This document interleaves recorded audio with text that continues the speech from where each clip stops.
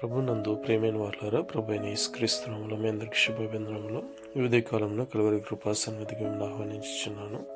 2వ సమూయేలు గ్రంథం 16వ అధ్యాయం 5 నుంచి 14 వచనం చూసుకున్నప్పుడు, దావీదు బయలుదేరి వెళ్ళుచుండగా షిమి అనే అతను నరహంతకుడా, దుర్మార్గుడా, చీపు అని ఆయనను అవమానపరుచున్నట్లుగా చూస్తున్నాం. ఈ విధంగా చేసినప్పుడు శరీర కుమారుడైన అభిషేక్, ఈ చచ్చిన కుక్కను నేను తల ఛేదించి తీసుకుని వచ్చేది అని అడిగినప్పుడు, సిరియు కుమారులారా, మీతో నాకేమి పొందు? దావీదును శపింపమని యెహోవా సెలవేయగా వీడిలాగు చేయుట ఆక్షేపణ చేయమున్నది.